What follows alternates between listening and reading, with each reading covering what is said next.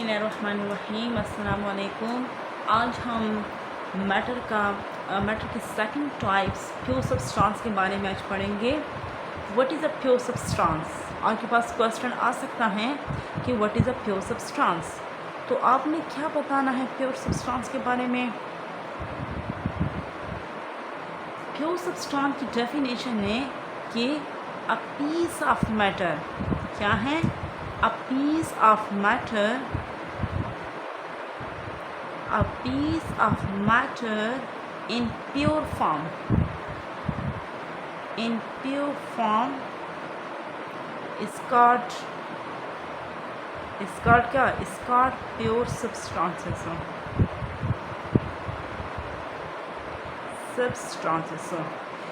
ठीक है। अब हमारे पास प्योर सब्सटेंस की डेफिनेशन है, लेकिन अब प्योर सब्सटेंस का मतलब कि वो मादा जो बिल्कुल खालिस फॉर्म में हो उसको हम प्योर सब्सटेंसेस बोलते हैं। फॉर एग्ज़ाम्पल, अगर मैं आप लोग को डेली लाइफ की एग्जांपल दूँ, प्योर का मतलब है कोई चीज़ खालिस हो। जिस तरह कि अब हमारे पास, जैसे हमारे पास काऊ से जब हम मिल्क प्रोवाइड करते हैं तो बिल्कुल प्योर फॉर्म में होती है, ठीक है। लेकिन जब हम इसके अंदर क्या कर लेते हैं, वाटर को ऐड कर लेते हैं, तो तब हमारे पास वो मिल्क प्योर नहीं बल्कि इम्प्योर फॉर्म में बन जाती है, उसके अंदर मिलावट आ जाती है। क्योंकि हमारे पास जो मिल्क था वो स्टार्ट में खालिस था, स्टार्ट में प्योर था, लेकिन जैसे ही हमने इसके अंदर वाटर को ऐड किया तो वो हमारे पास प्योर यानी खालिस ना रहा बल्कि इम्प्योर रहा, यानी इसके अंदर कोई मिलावट हो गई। तो अगर आप यहाँ पे अगर केमिस्ट्री की बात करिए तो फॉर एग्जांपल कोई हमारे पास क्या है, कंटेनर है, ठीक है।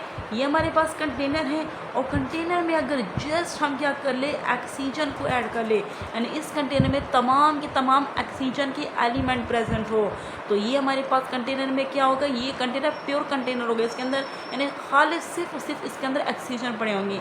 अगर हम इसके साथ हाइड्रोजन को भी ऐड कर ले तो तब हमारे पास इस कंटेनर में जो चीज़ प्रेजेंट्स होंगे वो प्योर फॉर्म में नहीं होंगे बल्कि इम्प्योर फॉर्म में होंगे। तो ये था हमारे पास क्या था, प्योर सब्सटेंस। अगर हम प्योर सब्सटेंस को मज़ीद अगर डिवाइड कर ले तो हमारे पास क्या होगा, एक इसका टाइप होगा एलिमेंट और एक इसका होगा कंपाउंड। अभी हम किस चीज़ को डिस्कस करेंगे, एलिमेंट को डिस्कस करेंगे, ठीक है।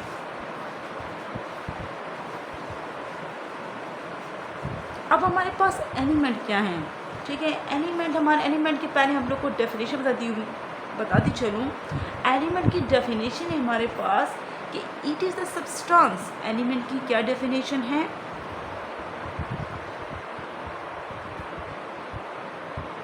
It is the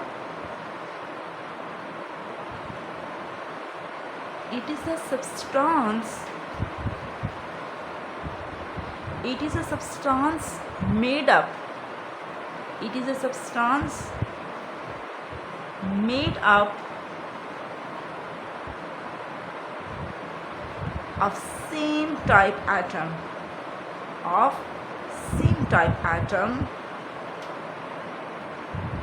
having atomic number and having same atomic number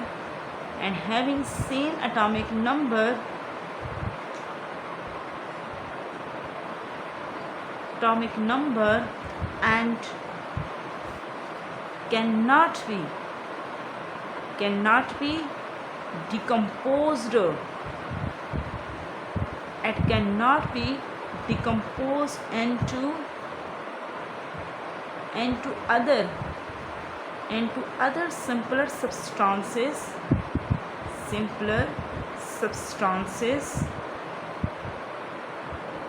and cannot be decomposed by into other simpler substances by ordinary chemical means या by ordinary chemical process.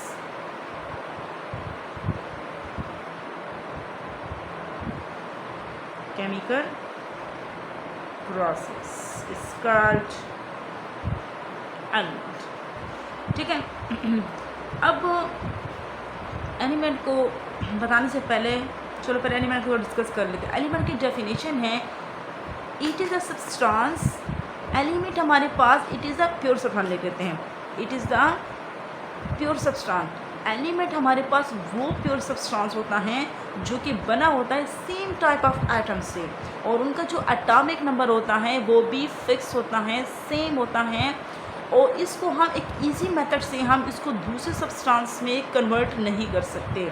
देखिए ना, for example अगर आप periodic table पे तवज्जो करें, जिस तरह के अभी फॉर एग्जांपल अब हीलियम हो गया, नाइट्रोजन हो गया, नाइट्रोजन, ठीक है, नाइट्रोजन का एटॉमिक नंबर क्या है, 7 है, ठीक है। पहली बात अगर मैं बता दूं, ये जो मेरे पास आप लोग ये इमेज करो कि ये जो मेरे पास पूरा है ना, ये नाइट्रोजन है, ठीक है। ये एलिमेंट हमारे पास क्या है, नाइट्रोजन एलिमेंट है। ये जो जिस छोटे छोटे जो पीस हैं, इसके छोटे छोटे ज़रे हैं, छोटे छोटे जो एटम हैं, वो तमाम किस चीज़ से बना हुआ है, नाइट्रोजन से बना हुआ। फॉर एग्जांपल आप लोग ये इमेज करो कि ये एक हमारे पास क्या है, टुकड़ा है, पीस है। अब देखो ना, इनकी जो आपस में इनकी जो मिलाप होती है, आपस में इनका जो बनना होता है, छोटे, उसको आप पार्टिकल भी कह सकते हो, एटम भी कह सकते हो। अभी छोटे छोटे टुकड़ों से जो ये बना हुआ है, ये पूरा जो पीस बना हुआ है, तो ये किस चीज़ का टुकड़ा होगा, नाइट्रोजन होगा। यानी छोटे छोटे नाइट्रोजन आपस में मिलाकर एक पूरा नाइट्रोजन बन जाता है। तो आप लोगों ने कभी देखा होगा, जिस तरह के हम बाज़ औक़ात कहते हैं कि atom is the smallest particle of an element.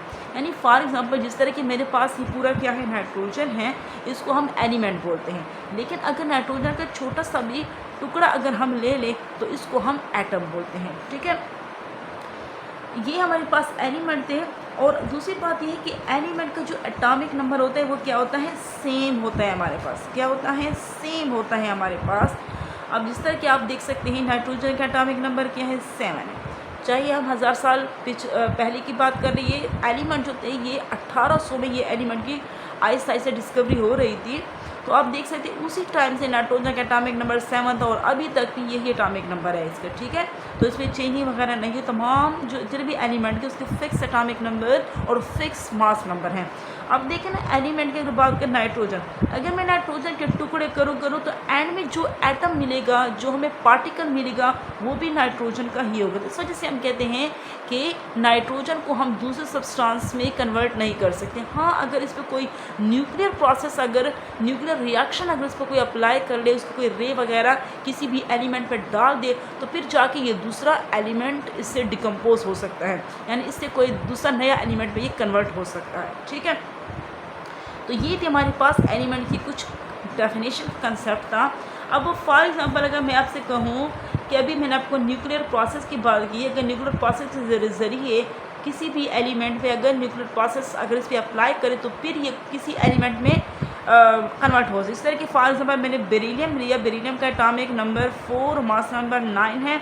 इसको मैंने किसी हीलियम यानी अल्फ़ा रे जब मैंने इसके ऊपर डाला, ठीक है, इसके जब रिएक्शन स्टार्ट हुआ तो मेरे पास क्या बना, कार्बन बना, साथ में मेरे पास कुछ न्यूट्रॉन थे, ये साथ में रिलीज़ हुए।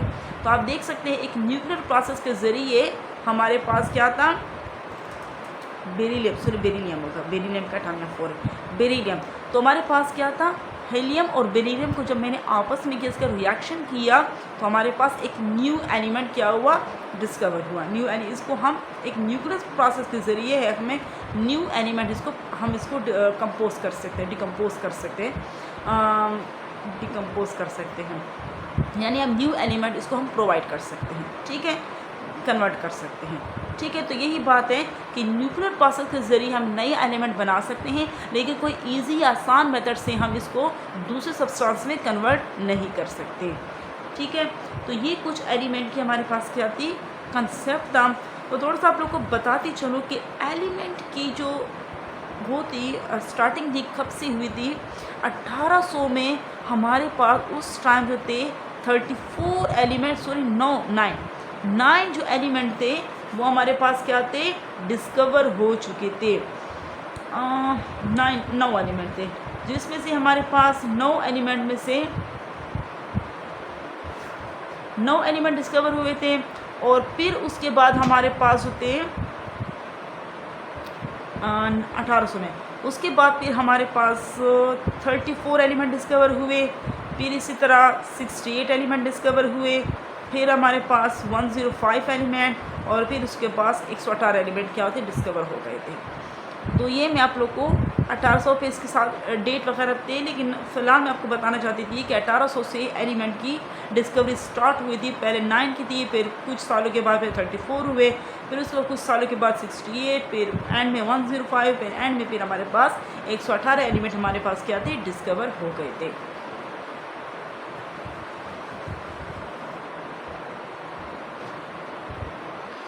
उसके बाद हम आपसे ये कहेंगे कि हमारे पास कि कितने कितने परसेंट हमारे पास जो एलिमेंट हैं, हमारे पास फिज़िकल स्टेट ऑफ मैटर बता देती हूँ कि हमारे पास फिज़िकल स्टेट्स ऑफ एलिमेंट, ठीक है ना, कि हमारे पास पीरियोडिक टेबल में आप लोग एलिमेंट देखते हैं कि कुछ एलिमेंट हमारे पास सॉलिड फॉर्म में होते हैं, कुछ एलिमेंट हमारे पास लिक्विड फॉर्म में होते हैं, कुछ हमारे पास गैस फॉर्म में होते हैं, ठीक है। तो जो हमारे पास सॉलिड फॉर्म में जो एलिमेंट है पीरियोडिक टेबल में, वो एक सोडियम, ठीक है, साथ में हमारे पास क्या गोल्ड, ये भी उसमें है, सॉलिड फॉर्म में है, साथ में हमारे पास कॉपर, ये भी सॉलिड फॉर्म में है, साथ में हमारे पास जिंक्स, ये भी हमारे पास क्या है, सॉलिड फॉर्म है। इसकी अगर सैम्पल को देखा जाए, सोडियम को Na से हम इसका सैम्पल शो करते हैं, गोल्ड को हम AU से, और कॉपर को Ag से, फिर कॉपर को Cu से, कॉपर को Cu से, और जिंक्स को Zn से, ठीक है।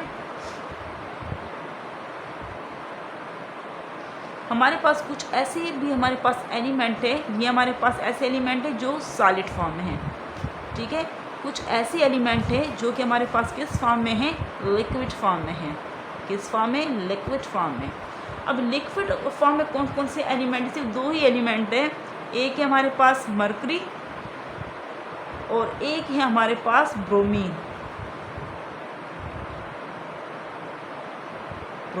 ठीक है। कुछ ऐसी एलिमेंट भी हैं जो कि हमारे पास गैस फॉर्म में हैं। अब गैस फॉर्म में कौन से एलिमेंट है जो कि पीरियोडिक टेबल में प्रेजेंट्स हैं, एक हमारे पास नाइट्रोजन, एक हमारे पास क्लोरीन, एक हमारे पास हाइड्रोजन, और एक हमारे पास ऑक्सीजन। तो ये तमाम हमारे पास किस फॉर्म में, गैस फॉर्म में प्रेजेंट्स होते हैं, ठीक है। कुछ हमारे पास ऐसे भी एलिमेंट्स है जो कि अर्थ में, ओशन में और एटमॉस्फेयर में हमारे पास कितने कितने परसेंट प्रेजेंट्स होते हैं, ठीक है। तो वो आप लोग को बताते चलूँ कि कितने कितने परसेंट प्रेजेंट्स होते हैं।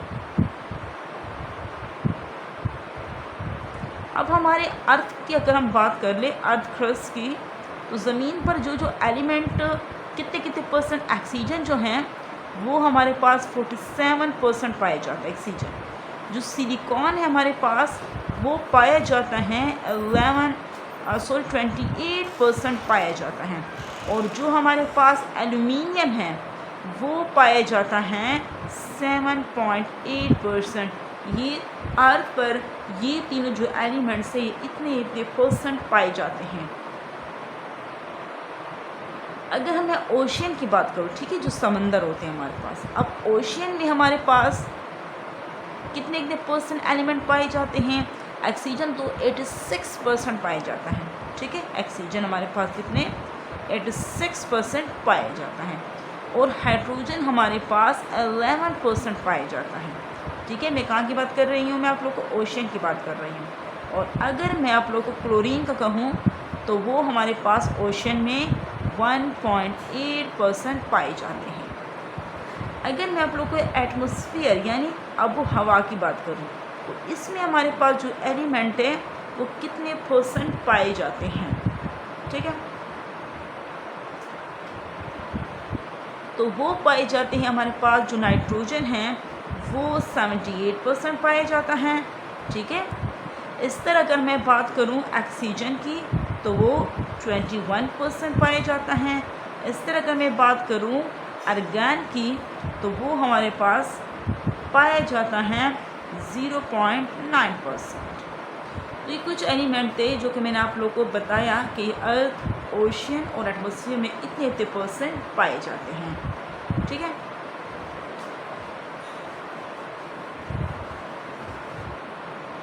कुछ हमारे पास ऐसे एलिमेंट भी हैं जिसको पीरियोडिक टेबल में हम मेटल, नॉन मेटल और मेटलाइट से शो करते हैं। ठीक है। ये आप लोग को जो मेटल, नॉन मेटल, ये आप लोग को तीसरे चैप्टर में पढ़ाऊँगी, लेकिन थोड़ी सी एलिमेंट से इसकी बात रिलेट हो रही है तो इसलिए आप लोग समझा रहे हैं। अब हमारे पास जो मेटल है बेटा,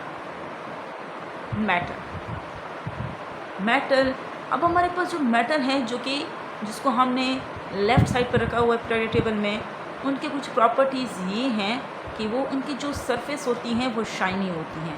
ठीक है। दूसरी बात ये है कि उससे करंट जो होता है वो कंडक्ट होता है, यानी पास होता है। ठीक है। दूसरा हमारे पास हैं ये क्या है, दे आर गुड कंडक्टर। हमारे पास क्या है, good conductor, they are good conductor. हमारे पास गुड कंडक्टर क्यों है कि इससे करंट पास होता है। तीसरी बात यह है कि अगर मेटल किस चीज़ से टकराए तो एक आवाज़ निकलती है। एक आवाज़ निकलती है, कभी आप स्टील चीज़ को किसी से टकराए तो ज़रूर उसे एक आवाज़ निकलती है। और दूसरी बात, चौथी बात उसकी ये है कि इसको हम नाइफ्स के ज़रिए इसको हम कट कर सकते हैं। तो मेटल की ये प्रॉपर्टीज़ हैं। ठीक है। और नॉन मेटल की फिर इसकी जो, इस वजह से कुछ एलिमेंट को हमने नॉन मेटल में रखा है कि उसकी जो जितनी भी प्रॉपर्टीज़ है वो मेटल से डिफरेंट है। यानी मेटल का जो सरफेस शाइनी होते हैं, लेकिन नॉन मेटल का जो सरफेस होता है वो शाइनी नहीं होता। वो बैड कंडक्टर्स होते हैं, वो उसको किसी चीज़ से टकराओ तो कोई आवाज़ नहीं करता। साथ साथ में ये बात है कि उसको नाइफ्स के ज़रिए उसको कट नहीं कर सकते। ठीक है। और जो दरमियान में जो एलिमेंट पड़ी इसको मेटलाइट कहते हैं, इसको इस वजह से मेटलाइट कहा गया है, इसको उस वजह से दरमियान में रखा गया है कि इसके अंदर दोनों प्रॉपर्टीज़ प्रेजेंट है, मेटल की भी और नॉन मेटल की। ठीक है। मेटलाइट जो होते हैं वो मेटल की तरह शाइनी सरफेस भी इसमें कोई पाए जाते हैं। ये हमें एसिडिक भी देता है, बेसिक भी देता है।